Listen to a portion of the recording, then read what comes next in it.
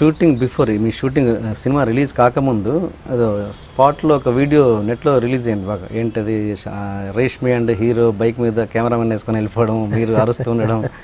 ఏంటది వాంటెడ్లీ చేసిందా లేకపోతే అన్ఫార్చునేట్లీ పెట్టుబడిందా? ప్రమోషన్స్ అంతేనా? It's a pre plan.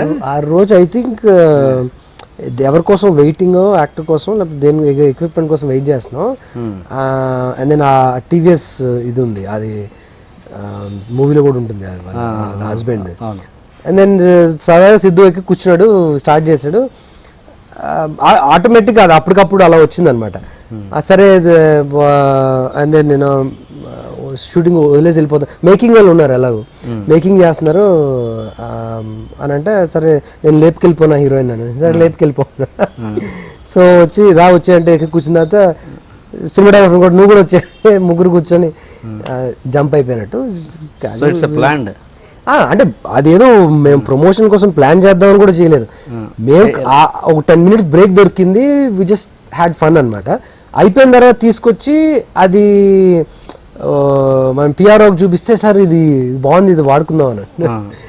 సరే అని చెప్పి, అంటే ఇప్పుడు ఛానల్స్లో వేసిందంతా మీరు ఇచ్చి చేయించుకుంది లేదు. ఇప్పుడు ఇది కామెంటరీ కానీ ఆ బ్యాక్గ్రౌండ్ వాయిస్లు కానీ వాడు పెట్టింది కానీ మేము ఇచ్చింది కాదు, ఫుటేజ్ మేము ఇచ్చాం. ఫుటేజ్ దానికి ఎవరి కథలు వాళ్ళు రాసుకున్నారు. దానికే అభ్యంతరాలు, ఇద్దరి మధ్య అఫైర్ ఉంది అలాంటి కామెంట్స్, వాటికి ఎవరి నుంచి అభ్యంతరాలు?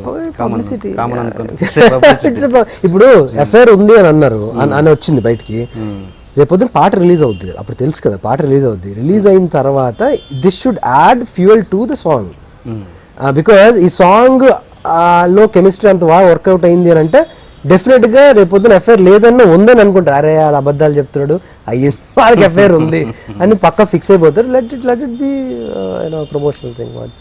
అది వాళ్ళిద్దరికి ప్రాబ్లం లేనప్పుడు నాకేం ప్రాబ్లం. ఆ సాక్షి ఇంటర్వ్యూలో డిబేట్లో ఏం చెప్పానో అదే చెప్పాను, రివ్యూస్ ఎలా రాయాలనేది.